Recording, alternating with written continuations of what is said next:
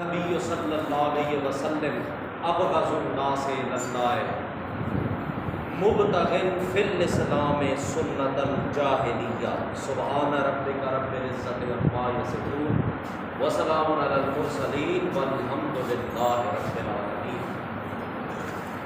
پیغمبر پاک صلی اللہ تعالیٰ علیہ وسلم نے فرمایا توفیر اللحیۃ من السنہ،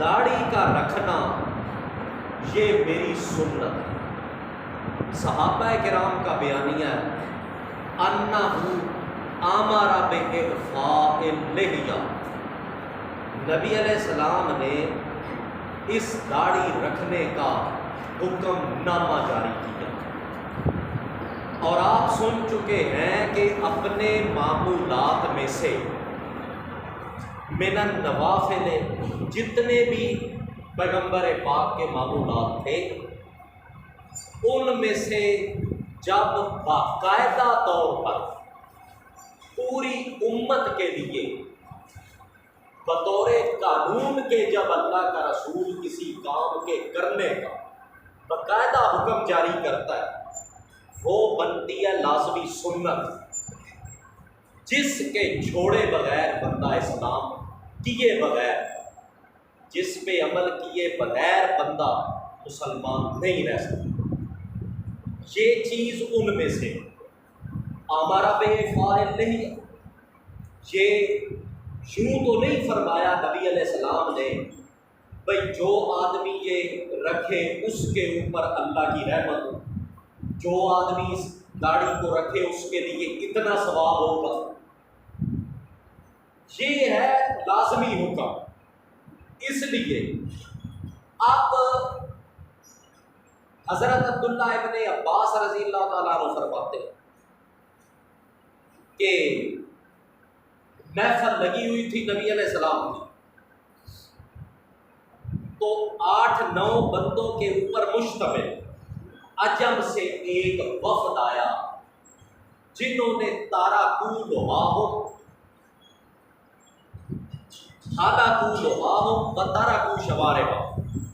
جنہوں نے اپنی داڑیاں مڑائی ہوئی تھی اور تارکو شواربہ مونچھیں انہوں نے چھوڑی ہوئی تھی، جس طرح عموماً مشرکین کا شیوا۔ نبی علیہ السلام نے انہیں دیکھ کر صحابہ کرام کو فرمایا خالفوا علیہ، ان کی مخالفت کرو، اور قصوا الشوارب واعفوا اللحیٰ انہ لیس منا من عمل بسنت غیرہ۔ اپنے قصوا الشوارب مونچھیں گھٹاؤ، ان کو کم کرواؤ، یہ نہیں بھائی تبلیغی یار، قصوا الشوارب ان کو چھوٹی کرواؤ، چونکہ مشرکین کے تقابل میں ہے یہ بیانیہ، وہ بڑھاتے ہیں مونچھوں کو، اس لیے ساری مونچھیں صاف کروانے کا حکم نہیں دیا بلکہ چھوٹی کروانے کا کہا۔ اور اعفوا اللحیٰ، نبی علیہ السلام نے فرمایا ان داڑھی کے بالوں کو رکھو، انہ لیس منا، وہ آدمی ہم میں سے نہیں ہے، من عمل بسنت غیرنا، جو کام وہ کرے جو سنت غیرنا ہمارے غیروں کا طریقہ ہے۔ اب جن لوگوں کو نبی علیہ السلام غیر فرما رہے تھے وہ یقیناً اسلام میں تو داخل نہیں تھے، کہ یہ جنہوں نے داڑیاں بڑھوائی ہوئی ہیں غیرنا، یہ ہمارے غیر ہیں، یہ ہمارے اپنے نہیں۔ اور یہ داڑھی منڈوانے کی ابتدا دیکھو نا، حضرت آدم علیہ السلام آئے دنیا، ان کے متبعین سارے دین کے اوپر چلے، انہوں نے یہ داڑیاں رکھی۔ اعفاء اللحیۃ من الفطرہ، نبی علیہ السلام نے فرمایا یہ داڑھی کا رکھنا یہ من الفطرہ، فطرت ہے۔ فطرت کا معنی ہوتا ہے پیدائش۔ اب حضرت آدم علیہ السلام نے پیدائشی طور پر اسے پسند فرمایا۔ ایک تو ہے نا اللہ کا حکم نازل ہو کتاب کے اندر درج ہو من الفطرہ۔ نبی علیہ السلام نے فرمایا کہ تمہارے باپ حضرت آدم علیہ السلام نے اسے فطرتاً پیدائشی طور پہ پسند فرمایا۔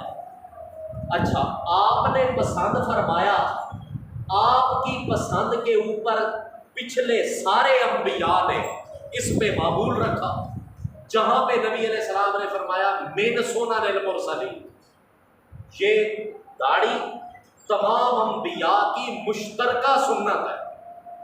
اچھا، وہ پیروکار آپ کے داڑیاں رکھتے رہے، چلتے چلاتے یہ جو آج کا ملک ہے ایران، اس کا پرانا نام تھا فارس، اسی ملک کا پرانا نام، اور اس کے اندر فارس ملک جو تھا وہ ان کا مذہب تھا بھائی اللہ جو ہے نا آگ کی شکل میں ہمارے سامنے آتا ہے، اللہ مخلوق کے سامنے جلوہ افروز ہوتا ہے آگ کی شکل میں، اس لیے انہوں نے ملک فارس کا سرکاری مذہب وہ آگ پوجنا قرار دے دیا گیا، پرانے وقت کی بات ہے۔ اور پھر انہوں نے اس شہر کے اندر صدر دروازوں پہ آتش کدے بنائے۔ آتش کدہ کیا ہوتا ہے بھائی، ایک پلر، 4 پلر کھڑے کیے جائیں اور ان کے درمیان یوں چبرجی بنا دی جائے، ٹھیک ہے، سینٹر کے اندر انہوں نے گڑھا نما بنایا آگ جلانے کے لیے، اور کمرے کی چھت ڈالی، اور چھت کے اندر بھی گنبد نما شکل بنا کر اخراج کا رستہ، اسے کہا جاتا ہے آتش کدہ، جو سب سے پہلے قابیل نے بنایا تھا آگ پوجنے کے لیے۔ اچھا، وہ چلتا گیا، ایران فارس کا یہ سرکاری مذہب تھا آگ پوجنا۔ اللہ کے رسول نے فرمایا سب سے پہلے ان بے دینوں نے یہ چیز ایجاد کی، حضرت آدم کے بعد داڑھی مونڈنے والی۔ اچھا، پھر وہ جب اسلام آیا، ملک فارس مسلمانوں کے ہاتھوں فتح ہو گیا، وہ سارے مارے گئے، کچھ ان میں سے بچ کر یہ ہندوستان کے اندر آ گئے، اسی وجہ سے آج ہندو بھی آگ پوجتے ہیں نا وغیرہ۔ نبی علیہ السلام نے فرمایا کہ سب سے پہلے ابتدا انہوں نے کی تھی، پھر یہ آس پاس کے جو یہودی پیغمبروں کو ماننے والے تھے ان میں یہ مرض آیا، تب نبی علیہ السلام نے فرمایا ان اہل الکتاب،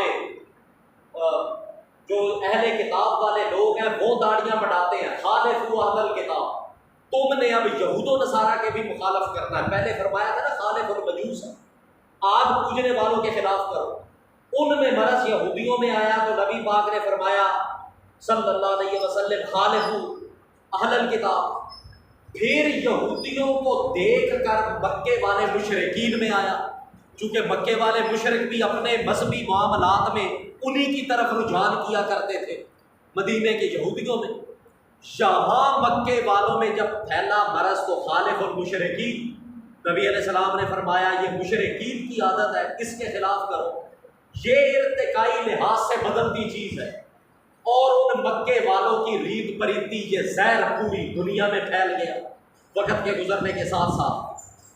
لعن رسول اللہ، اب آپ دیکھیں یہ چیز یا تو مجوسیوں کی ہے یا یہودیوں کی ہے یا مشرکین مکہ کی ہے۔ نبی علیہ السلام نے فرمایا ابغض الناس الی اللہ، تمام لوگوں میں سے ناپسندیدہ وہ بندہ اللہ کے نزدیک کون ہے؟ مبتغن فی الاسلام، جو مذہب اسلام کے اندر رہتا ہوا تلاش کرنے والا ہے سنت الجاہلیہ اور پرانے جہالت والے طور طریقے۔ اب ایک بندہ مسلمان بھی ہو، کلمہ بھی اس نے اسلام کا پڑھا ہے، پیغمبر کی سنت پہ چلنے کا دم بھی اس نے بھر لیا ہے، اب اگر وہ یہ منائے گا تو لا محالہ طریقہ تو یہ غیر اسلام لوگوں کا ہے نا، اس لیے وہ لعن رسول اللہ، صحابہ کرام فرمایا اللہ کے رسول نے لعنت کی، المشبہین من الرجال بالنساء، جو مرد ہو کے وَبِهَا يَتَمَيَّزُ الرِّجَالُ مِنَ النِّسَاءِ، امام غزالی فرماتے ہیں اس داڑھی یہ پہلی علامت ہے بندے اور مرد میں فرق سمجھنے کے لیے جو یہ بنائے گا وہ المشبہین من الرجال بالنساء، عورتوں کے ساتھ مشابہت اس کی بنے گی، پھر لعن رسول اللہ، ایسے بندے کے اوپر اللہ کے رسول نے لعنت ماری۔ اچھا یہ معاملہ ہے۔ اچھا اب شریعت میں چلتا ہے نا معاملہ، جو پڑھے لکھے ذہین کافر ہوتے ہیں، پڑھے لکھے ذہین کافر، مراد آپ سمجھ جائیں گے تو کون ہو سکتے ہیں؟ علماء بھائی وہ عجیب علت نکال، بھائی تم بتاؤ یہ داڑھی کا حکم قرآن پاک کے اندر کہاں لکھا؟ قرآن پاک وہ وہاں سے نکالنا اصل یہ چاہتے ہیں بھائی بندہ کافر تب بنتا ہے جب نص کے خلاف کرے۔ قرآن پاک کی ایسی آیت جس کے صرف پڑھنے سے ہی مسئلہ واضح ہو جائے، ایسی قسم کی کوئی آیت ہو نا اس کے بندہ خلاف کرے تو تب کافر بنتا ہے۔ چونکہ داڑھی کا حکم قرآن پاک میں نہیں ہے تو اس لیے اس کے خلاف کرنے والا اس کے لیے گنجائش ہے، وہ آدمی کفر کے اندر نہیں جا سکتا۔ تو نکالنا اصل یہاں سے یہ تھا۔ قرآن پاک میں حکم کہاں ہے داڑھی کا؟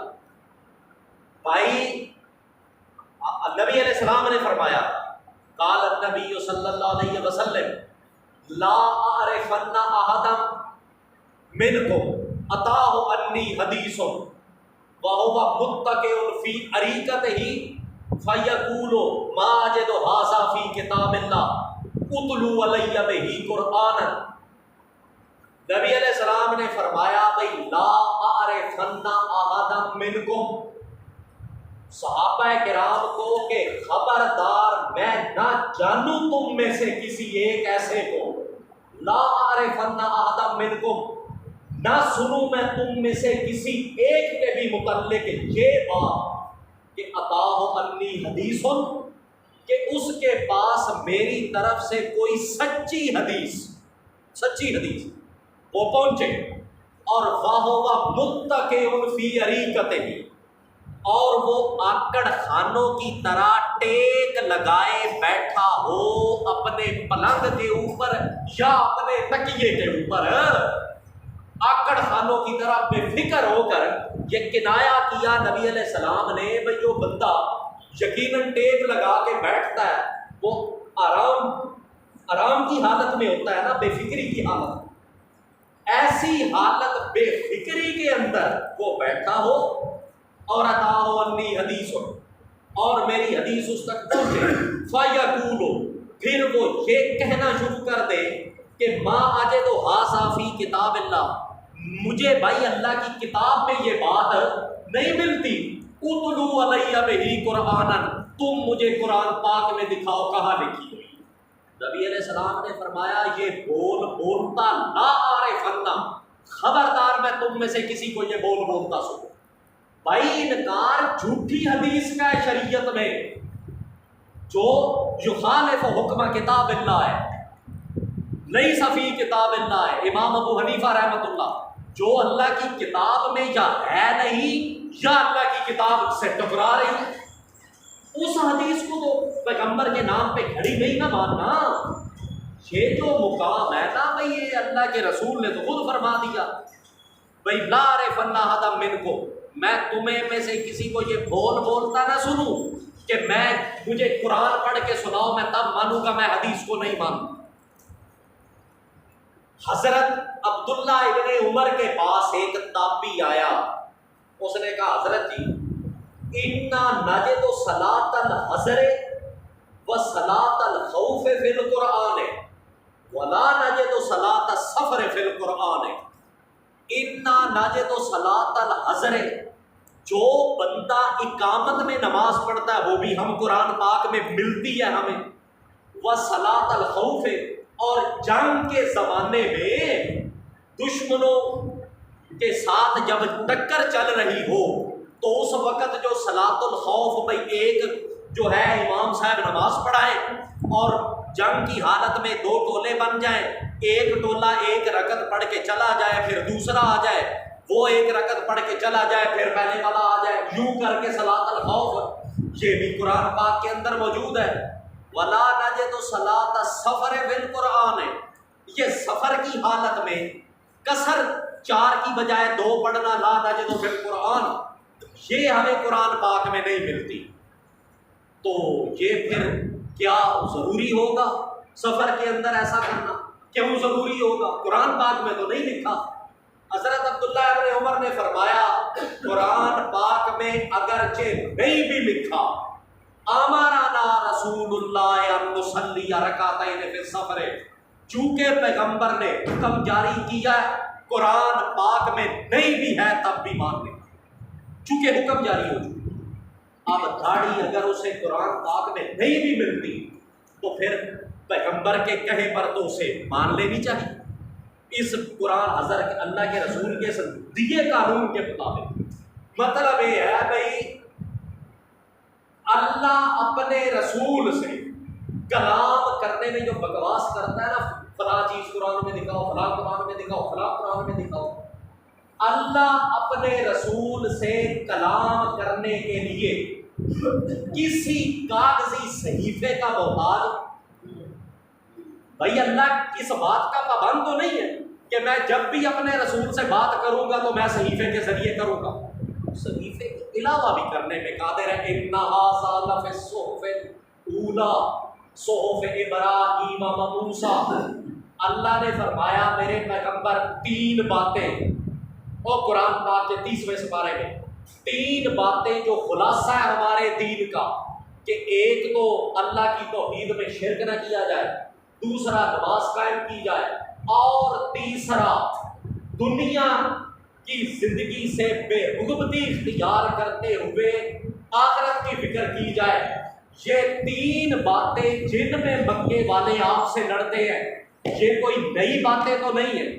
ان ھذا لفی الصحف الاولی، یہی 3 باتیں لفی الصحف الاولی، یہی تو پچھلے صحیفوں میں تھی۔ صحف ابراہیم، جو ابراہیم علیہ السلام کا صحیفہ تھا نا، اس میں بھی یہ لکھی ہوئی تھی، وہ موسیٰ، اور موسیٰ علیہ السلام کے صحیفے میں بھی یہ تھی۔ اس آیت سے پتہ چلا نا کہ ابراہیم علیہ السلام کے پاس صحف ابراہیم ایک کتابی صحیفہ موجود تھا۔ اب پوری نبی علیہ السلام نے فرمایا بھائی یہ جو قربانیاں ہیں سنت و ابیکم ابراہیم، دیکھا نا جہاں جو لازمی ہے وہاں خود شریعت میں لفظ اس کے ساتھ سنت کا بھی موجود ہے، چونکہ امریہ چیز ہے، امری کو تو حکم سنت کہا جاتا ہے۔ سنت و ابیکم ابراہیم، یہ کوئی عام بات نہیں ہے، قوم امت میں ہے سو امت، سنت و ابیکم تمہارے باپ ابراہیم علیہ السلام کی سنت ہے۔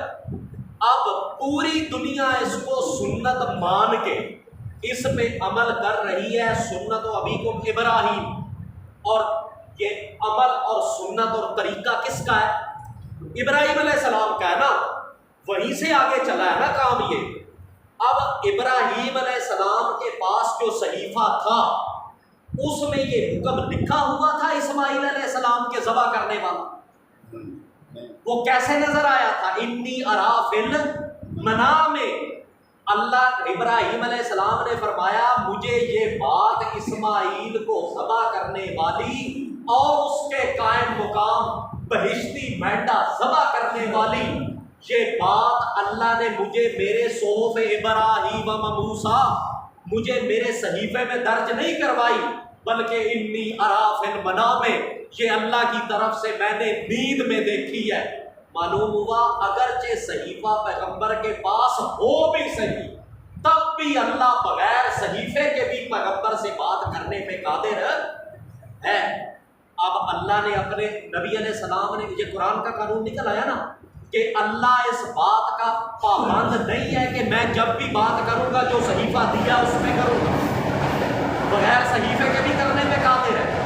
اب جب اللہ کے رسول نے یہ فرما دیا کہ ان اللہ امرنی ان اغفر لحیتی، مجھے اللہ نے یہ حکم جاری کیا ہے داڑھی رکھنے کا، جب اللہ کے رسول نے یہ فرما دیا ہے تو پھر ایک آدمی سوال کرے کہ مجھے قرآن پاک میں اللہ کا حکم سی، اللہ کے رسول نے فرمایا نا ما ینطق عن الہوی ان ہوا الا وحی یوحی، جو ہمارا رسول زبان سے بولتا ہے وحی یوحی، وہ میری وحی ہوتی ہے، چاہے کتاب میں درج نہ بھی ہو تب بھی اللہ کی وحی۔ اب اللہ کا رسول یہ فرما بھی دے کہ ہمارا نہیں، یہ داڑھی رکھنے کا حکم مجھے میرے رب نے دیا ہے، قرآن پاک میں نہیں ہے، تب بھی پیغمبر کے فوٹو کے اوپر ماننا پڑے گا۔ اس لیے مطلب یہ ہے بھائی یہ جو تو فضول چیز ہے نا۔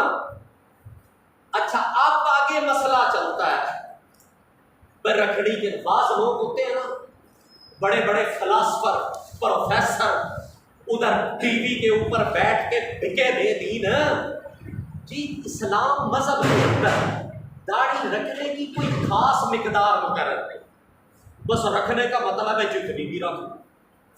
تم نے یہ بول کہاں سے لیے؟ کس آسمانی کتاب اور صحیفے میں یہ لکھے ہوئے؟ بھائی ذاتی سوچ انسان کا، یہ بھی ذاتی سوچ ہے بھائی، اس نے اپنے دماغ سے بیٹھ کے یہ بات بنائی ہے نا، جتنی مرضی رکھ لو، شریعت میں کوئی خاص تعداد مقرر نہیں ہے، بس اللہ کے رسول کا حکم پورا کرنا ہے، جتنی بھی رکھ لی۔ یہ کلمہ پڑھیا ویسے ہی بول، جب یہ بات کر رہا تھا نا یہ آدمی، اس وقت اس کو کلمہ پڑھا بھول گیا ہے کہ میں کلمے میں پڑھ کے آیا ہوں کہ میں اپنی زندگی کا جو بھی کام کروں گا پیغمبر کے طریقے کے مطابق کروں گا۔ داڑھی یہ نہیں بھائی جتنی بھی رکھ لی جائے نا، جس طرح اللہ کے رسول نے رکھی ہے اتنی اور اس طرح رکھ۔ کلمے پڑھے کا معنی داڑھی میں یہی نکلے گا نا، بھائی جس طرح اللہ کے رسول نے رکھی اور جتنی رکھی۔ صحابہ کرام بیانیاں دیتے کہ نبی علیہ السلام کی جو داڑھی مقدس تھی وہ کیسی تھی؟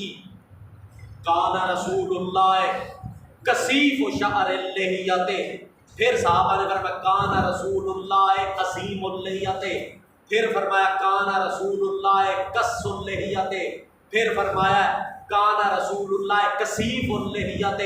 ان سارے کبیر و شعر اللحیہ، کثیف اللحیہ، قص اللحیہ، عظیم اللحیہ، ان سارے لفظوں کا مشترکہ معنی بنتا ہے کہ تھے نبی علیہ السلام گھنی داڑھی والے، بڑی داڑھی والے، بھاری داڑھی والے، بڑی داڑھی والے۔ آج کل کے ڈیزائن بڑے چلتے ہیں، حماموں کے پاس جاؤ تو دروازے کے ساتھ جو شیشہ لگا ہے نا، وہاں مطلب ہے 10 فٹ لمبا گاز فلیکس، اس کے اوپر ڈبوں کے اوپر تصویریں بنی آپ کو نظر آئیں گی، 157 داڑھیوں کے ڈیزائن، اپنی پسند کے ڈیزائن کو دیکھ کر آپ اندر آ کر کروانے والا حرام کر سکتا ہے۔ مطلب یہ ہے بھائی 157 ڈیزائن ہے جو عموماً آپ کو مومنوں کے چہروں پہ ڈیزائن ہوئی داڑھی کی نظر۔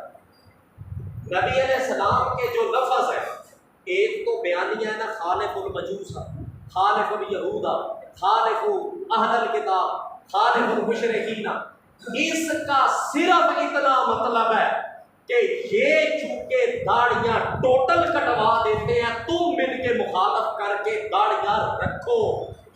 اور پھر دوجا بیانیہ، عرب کے اندر جب حکم دیا نبی علیہ السلام نے تو 3 طرح کے کافر تھے وہ ادھر عرب کے اندر، ایک تو انہوں نے ویسے صاف کر، پھر نبی علیہ السلام نے فرمایا کہ رکھو تو یہی ڈیزائننگ انہوں نے آدھا انچ رکھ لی انہوں نے۔ اسی طرح یہ آج کی مرضیں نہیں ہے، اسی وقت سے چلی آتی۔ جب نبی علیہ السلام نے لوگوں کا تعامل دیکھا، بھائی ہماری جو مراد ہے داڑھی رکھنے والی کثیف اللحیہ کے بھری ہوئی داڑھی والے تھے، نبی علیہ السلام لمبے بالوں والے تھے، وہ مراد پوری نہیں ہوئی۔ پھر نبی علیہ السلام نے فرمایا وفر اللحیٰ، عرف اللحیٰ، اوف اللحیٰ، عرف اللحیٰ۔ عرف اللحیٰ کا مطلب بنتا ہے داڑھی لٹکاؤ، چھڑی رکھنے کا کو مطلب عرف، ارخاء کہا جاتا ہے کسی چیز کو لٹکانا۔ پھر فرمایا وفروا، بھائی وفرو کے لفظ کا کیا معنی بنتا ہے؟ بھائی آپ کی اردو کا لفظ ہے نا بھائی، یہ چیز وافر ہے یعنی بہت ساری ہے. وفر اللہ، داڑھی چھڑی رکھنا نہیں بلکہ وافر رکھو، زیادہ رکھو. اور اوف اللہ، اوف اللہ، اوف اللہ، اس کا مطلب اوفو کا لفظ کو تو قرآن پاک میں ہے نا، یا ایھا الذین آمنوا اوفوا بالعقود، او ایماندارو اوفوا بالعقود، اپنے وعدے پورے کرو. اوفو کا مطلب کیا بنتا؟ پورا کرنا کسی چیز کو. نبی علیہ السلام نے فرمایا اوف اللہ، داڑھی پوری رکھو. ایک چھڑی رکھنے کا کو مطلب اس لیے مطلب ہے بھائی یہ رکھنی بھی ہے اور جناب رکھنی بھی پوری ہے. اچھا اب آپ اندازہ لگائیں، ایک آیا حضرت خباب بن ارت رضی اللہ تعالیٰ عنہ صحابی، ان کے پاس ایک بندہ آیا، بھائی حضرت جی مجھے مسئلہ ایک بتائیں، اکانا رسول اللہ یقرأ فی الظہر والعصر، کیا نبی پاک ظہر اور عصر میں قرآن پاک پڑھا کرتے تھے؟ حضرت خباب بن ارت نے فرمایا بالکل پڑھا کرتے تھے. اس نے پوچھا تابعی نے، بھئی آپ کو کیسے پتا ہے؟ ظہر اور عصر میں تو بندہ خاموش ہوتا ہے امام صاحب، اور وہ پیچھے کھڑے ہونے والے کو کیا معلوم کہ وہ پڑھ رہا ہے یا نہیں پڑھ رہا؟ آپ کو کیسے معلوم ہے؟ حضرت خباب بن ارت نے فرمایا بھئی بے اضطراب لہجتہ ہی، آپ جب نماز میں ہوتے تھے تو آپ کی داڑھی مبارک ظہر اور عصر میں ہلتے دیکھ کر ہمیں پتہ چلتا تھا کہ نبی علیہ السلام نماز کے اندر قرات فرما رہے ہیں. وہ داڑھی اتنی لمبی تو تھی نا نبی علیہ السلام کی، جو مطلب ہے یار اسی دلیل کڈنی ہوندی خطیبہ نے جتوں بھی کڈ لئیے، بھئی اتنی لمبی تو تھی نا داڑھی جو نماز پڑھنے کے دوران اگرچہ آہستہ پڑھتے تھے نبی پاک تب بھی ہلا کرتے. ایسے ہی ہے اس واسطے یا تے بندہ مڈو اسلام کو انجی جواب دے دے تو میرا لگ لڑائی کو نہیں تے جے مانتا ہے تو پھر بندہ بھرے پورا مانے اس شریعت کے اوپر. اس لیے یہ کوئی معمولی حکم نہیں ہے جناب جس کو مسلمان نے صرف نظر کیا ہوا ہے. ایتھے ایک دلیل مجھے امام احمد سعید رحمۃ اللہ کی یاد آئی ہے، جو انہوں نے داڑھی کا حکم دیتے ہوئے جو امام صاحب نے دلیل دی تھی نا، وہ اگر یہ دجیاں کے علاوہ دلیل حضرت امام احمد سعید رحمۃ اللہ فرماتے ہیں بھائی اللہ نے پچھلی کتابوں میں نشانی بتائی تھی بھائی آخری رسول وہ ہوگا جو دعویٰ نبوت کرنے کے بعد ایک نہ ایک مرتبہ اپنا قبلہ ہو. چنانچہ جب نبی علیہ السلام آ گئے، پچھلی کتابوں کی نشانی بتائی اللہ کی، پوری کرنے کے لیے اللہ نے حکم دیا کہ آپ میرے پیغمبر قبلہ بیت اللہ سے منہ موڑ کر بیت المقدس کا. چنانچہ وہ نشانی پوری ہو گئی نا. کچھ 16-17 مہینے کے بعد نبی علیہ السلام جب قبلہ بدلا، بیت اللہ ابراہیم علیہ السلام کے بنائے سے بیت المقدس کی طرف منہ کرنے کا حکم مل گیا. 16-17 مہینے یہ حکم جاری رہا. اللہ نے جو نشانی پوری کرنی تھی، ایک وجہ اس تحویل قبلہ کی 4 علتوں میں سے ایک یہ بھی بھئی اللہ نے وہ پرانی نشانی بتائی پوری کرنے کے لیے حکم دیا ہے، اور دوسری لنعلم من یتبع الرسول ممن ینقلب علی عقبیہ، تاکہ ہم پہچان لے کہ ہمارے رسول کے کہے پہ کون چلتا ہے. بھئی ایک مرتبہ اللہ کا رسول کہے گا نا چلو بھئی منہ ادھر کر دو، پھر دوسری مرتبہ کہے گا چلو اب بیت المقدس سے منہ موڑ کر واپس بدل لو. اس دورانیے میں کئی فکس کلی دماغ بھی تو پھڑکیں گے، اور پھر یہودیوں نے بکواس ادھر منافقوں نے بھی کیا بھی ہے. یہ کون سا مذہب ہے 4 دن منہ اس طرف کر لو اور 4 دن اس طرف کر لو؟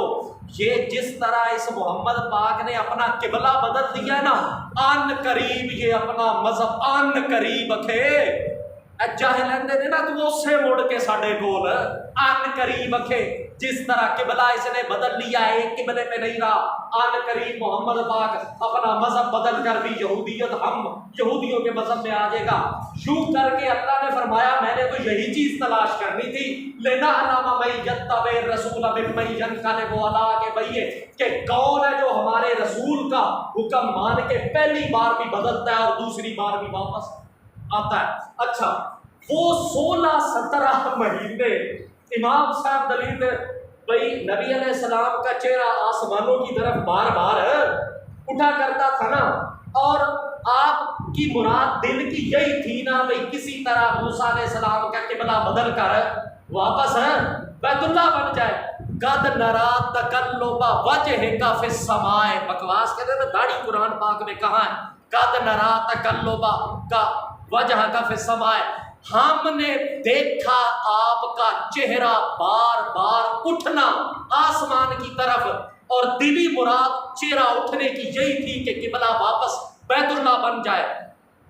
اللہ نے وہ بدل بھی دیا بات ختم ہو گئی.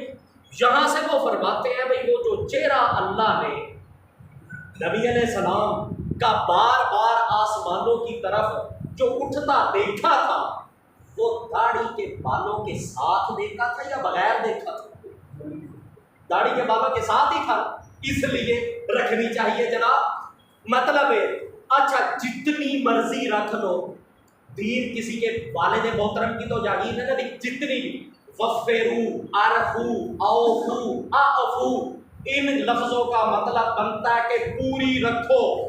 کان رسول اللہ صلی اللہ علیہ وسلم اذا توضأ خلل لحیتہ اذا توضأ جب تھے نبی علیہ السلام خلال کیا کرتے اذا جب وضو فرماتے تھے تو داڑھی کا خلال فرمایا کرتے تھے. خلال کہا جاتا ہے بھیگے ہاتھ کی انگلیوں کو داڑھی کی ایک جانب سے ڈال کے دوسری جانب سے نکال دینا.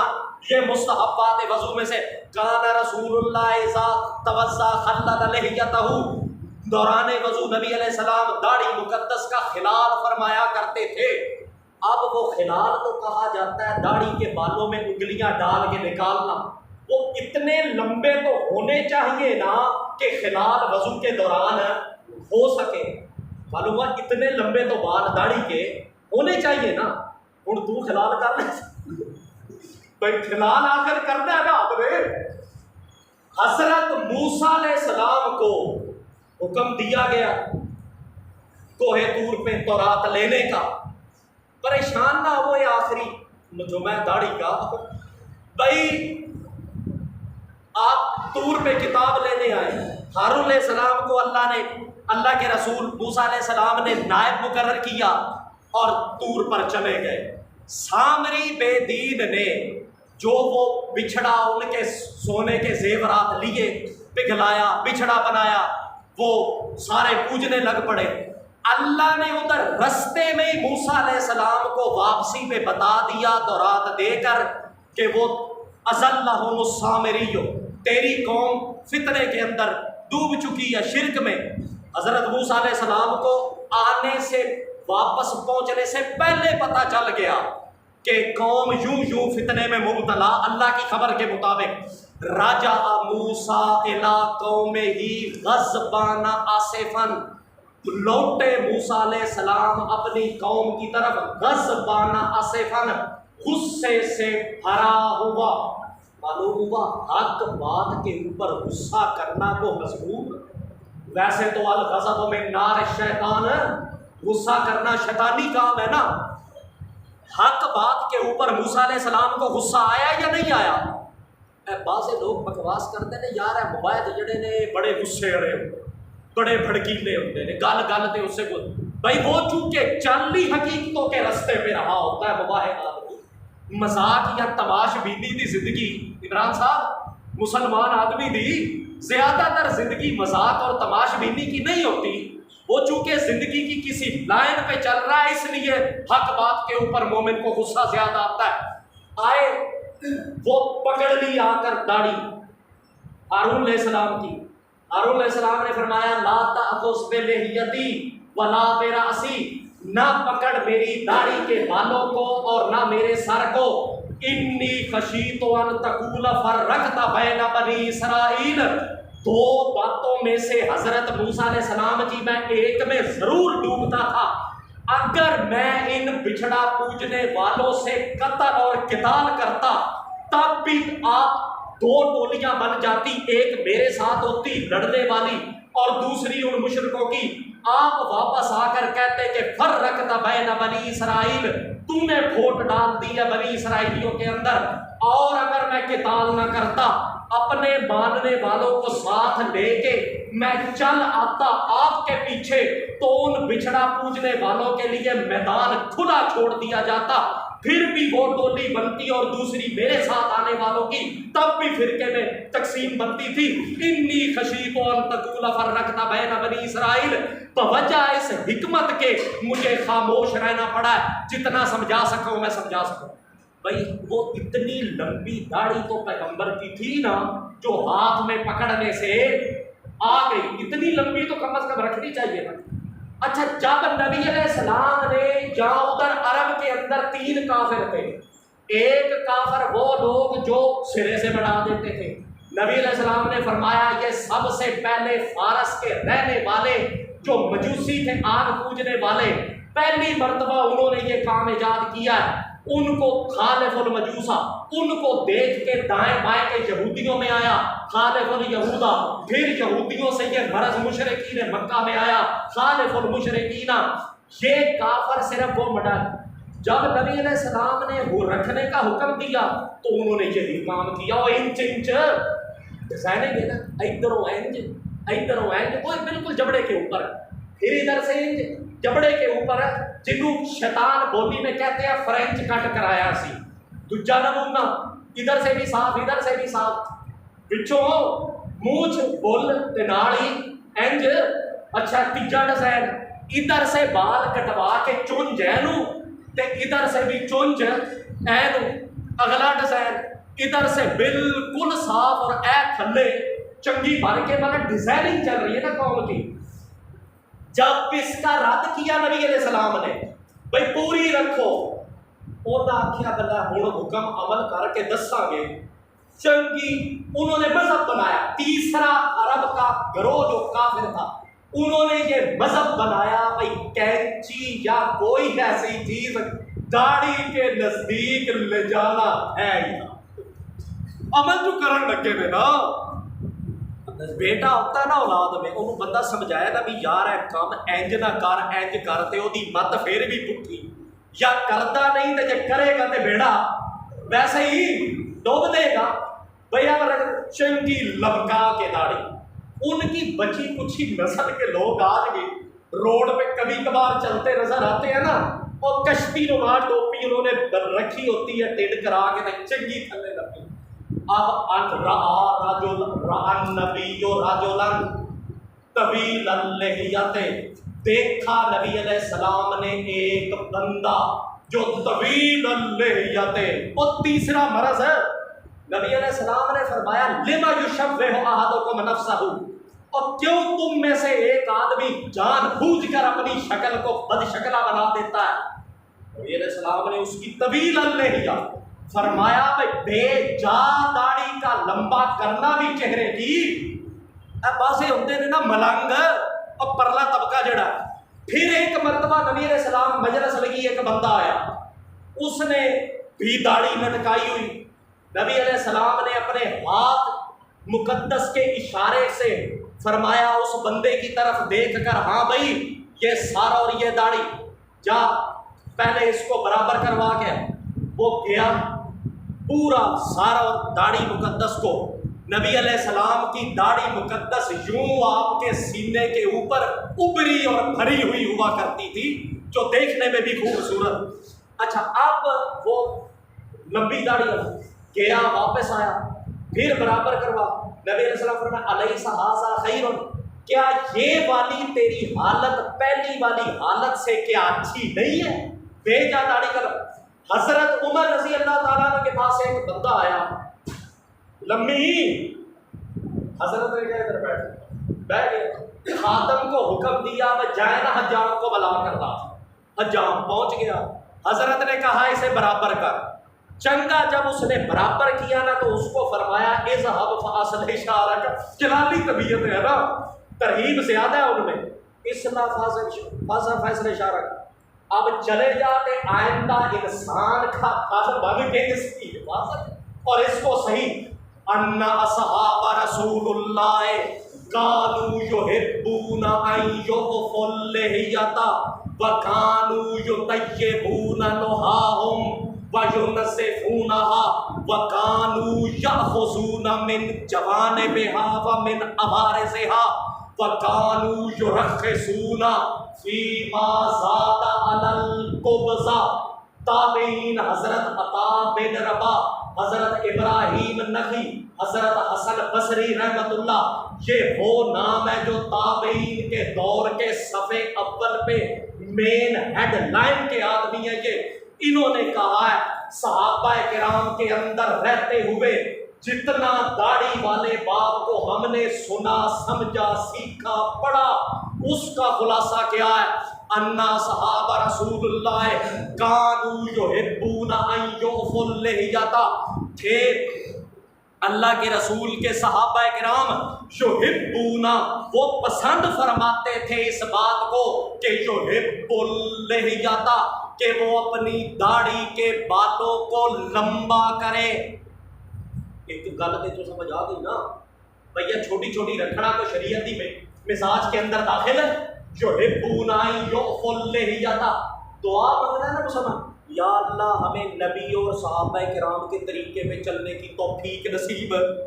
75 سال کو یہ دعا مانگتے ہوئے، اور صحابہ کا طریقہ اب یہی ہے نا کہ یعفوا اللحیۃ، بھائی بال لمبا کر کے رکھا جائے، اور وَكَانُوا يُطَيِّبُونَ نُحَاهُمْ، وہ اپنی داڑھی مقدس کو تیل اور خوشبو لگا کے چنگا چوپڑا کرا کرتے تھے۔ وَيُنَزِّفُونَهَا، اور یہ جو ملنگ بے دین چمٹا لے کر یوں ہی داڑھی کے بالوں کی بے حرمتی اور اس کو بے رخا چھوڑتے ہیں۔ وَيُنَزِّفُونَهَا، اور وہ اس کی نظافت کا بڑا خیال رکھا کرتے تھے۔ وَكَانُوا يَأْخُذُونَ مِنْ جَوَانِبِهَا، وہ برابر کر کے ترشوا کے برابر کیا کرتے تھے۔ من جوانبها، داڑھی مقدس کو ان کے جانبوں کی طرف سے بھی، وعرضها، اور ان کی لمبائی میں بھی، جو شریعت کی حد شرع مقدار مٹھی والی مقرر ہے اس کے مطابق وہ برابر کروایا کرتے تھے۔ وَكَانُوا يُرَخِّصُونَ فِيمَا زَادَ عَلَى الْقُبْضَةِ مِنَ اللِّحْيَةِ، اور مٹھی بھر سے زائد بال صحابہ کرام ترشوا دینے کی چھوٹ دیا کرتے تھے۔ جڑا طریقہ اعتدال اور پسندی اور میانہ روی کا ہے۔ اچھا مطلب یہ ہے بھئی یہ باب ہو گیا، ہوں یہ دلیلاں پیچھے نا 25 حدیث دیاں میں کتاباں جو چھانٹ کے موضوع تک دے، اللہ پاک تکبر اور ریاکاری سے بچائے۔ میں عرض یہ کہتا بھی یہ ہوں پیچھے اس وقت ذخیرہ علم میں نا اور کو نئی دلیل ایسی ہے نہیں جڑے تاڑی گوش گزار کر، ہوں پھر کی موڈ ہے کیویں پھر بھائی تو تماش بینی کا تو مطلب نہیں ہے۔ اب کس کام کے لیے یہ سارا کچھ سنایا آپ کو میں؟ عمل مرنے کے لیے سنایا۔ بھائی مان لیا آپ کو آج تک میرا اور آپ کا ایک اور معاملہ چل رہا ہے نا، میرا آپ کے متعلق گمان یہ آپ نے علماء کو سنا ہوگا، اللہ تعالیٰ ان کے علم میں اور بھی برکت ہے۔ میرا گمان یہ ہے کہ آپ نے مسئلے کو شاید سرسری سنا، ماضی کی زندگی میں جتنا بیڑا غرق کیتا ہے آپ نے شاید مسئلے کو سرسری سنا ہوگا، تفصیل سے نہیں سنا ہوگا۔ بڑے تفصیل نہ سنا دیں، اب کیا وجہ ہے اس پہ عمل نہ کرنے کی؟ اچھا پھر مصیبت بنتی ہے نا، ہوں تسی اپنے بیٹے، میں آپ کے ساتھ کوئی اجنبیوں والی بات نہیں کر رہا، ایک مولوی اور مقتدی کی کیا لڑائی پڑتی ہے کہ جی مولوی نو مسیتوں کٹ دے اس نے نہ جنازہ نہیں پڑھایا، یہی لڑائی پڑتی ہے، یہی پڑتی ہے لڑائی۔ اب جب اس بھید اور بے حیا کو اس نے پوری زندگی پیٹا ہے، ادھر 25 سال 25 رہے نا، 25 سال جب پیٹا ایک عالم نے ایک علاقے میں، اس نے عمل نہیں کیا اور اس نے اللہ اور رسول کے خلاف کیا، تو نتیجہ کیا نکلے گا اس چیز؟ مطلب سوچنے والی بات ہے نا. اب قصور کس کا بنے گا موقع کے اوپر؟ اس لیے ہاتھ بن کے گزارش ہے آپ سے، اب اس سے بڑھ کر کو ہے اور کو دنیا کے اتنے کسی کی منت ترلے کا واسطہ ہے. جن آدمیوں نے نہیں رکھی اس کو اب کوئی وجہ باقی نہیں ہے. مسئلہ حجت تام ہو چکی ہے. اب ان کو چاہیے کہ وہ ہمارے مسلمان دوست ہیں. داڑھی آدمی جو ہے وہ اذان نہیں دے سے جنیاں طویلہ کٹی ہیں نا علماء کرام نے جنہوں نے بھی نکالی ہے، ایسا آدمی جناب اذان کہنے کا اہل نہیں ہے، وہ مسجد کے تکبیر کہنے کا اہل نہیں ہے، وہ بندہ مسجد انتظامیہ کا ممبر بننے کا یار پریشان نہیں ہو قطن وہ اہل نہیں ہے. مسلمانوں کے کسی معاملے کے اندر ولی بننے کا تماشا نہیں کا. بھائی ایک بندہ آکھے جی میں اپنی مرضی کے مطابق چل رہا ہوں. جس میرے دوست اور بھائی نے مسلمان ہی سمجھا ہے نا، مسئلے کا پتہ قانون متفق ہے، کسی بھی مسئلے کا کسی کو نہیں پتا، اس وقت تک حکم موقوف رہتا ہے تا وقت اتمام حجت. اب جب آپ کو پڑھا دیا گیا ہے، پورا باب پڑھ کے سنا دیا گیا ہے، اب اللہ تعالیٰ سے دعا بھی کر دیتے ہیں کہ آپ کو توفیق دے کہ آپ اس کام کو کریں. کوئی وجہ باقی نہیں. اس کے نہ رکھنے کی کو وجہ کیا؟ انسان کی کون سی ضرورت ہے جو اس کام کے کیے بغیر پورے؟ بھائی دن قیامت کے اللہ پوچھے گا ہاں بھائی نماز کیوں نہیں پڑھی؟ آپ جھوٹ بول سکتے ہیں کہ میں دنیا کے اندر یا اللہ رجے آ رہے ہیں، میرا رزق بچوں کا کمانا میں اس لیے نہیں پڑھ سکتا. جھوٹ بولنے کا گزر ہے. اچھا اگر اللہ دن قیامت کے پوچھے کہ کیا وجہ تھی اس کی، کوئی جھوٹی وجہ ہے جو انسان بول کے تعبیر کر سکتا یا کسی کی شفاعت کا مستحق بن سکتا؟ اور اب آپ حضرات کو آپ میں جو پرانے دوست بیٹھے ہیں، یہ پہلے مسئلہ مینوں نہیں چیتا، تفصیل نہ آیا ہے، بہتر آیا. بھائی ہوں مہربان ساڈے نال کتنا عرصہ ہو گیا ہے، بابے علی جڑی پارٹی ساڈے کو بیٹھی ہے پنڈ اڑی پر لی. اب آپ کو گزارش ہے بھائی اس کو مٹھ بھر پوری آنے دے، ٹھیک ہے.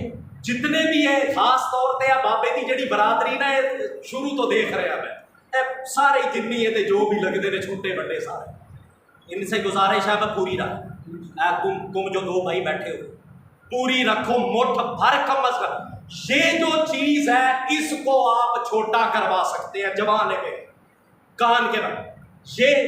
یہ جو ہے اصل شریعہ میں یہ بل کا جو کنارہ ہے، یہاں سے یہ مقدار پیچھے فقہائے کرام نے طے کر رکھی ہے کہ مٹھ ہم لیتے ہیں اس جگہ سے، ٹھیک ہے، یہاں سے مٹھ لیتے ہیں، اس سے زائد بال آپ کو رخصت ہے. بارے کیف آج کے بعد یہ غلطی دور ایک فعل فور دور ہو جانی چاہیے. اب اس میں کوئی دیر اور تاخیر تاکہ اللہ کریم برکات نازل کر. آخر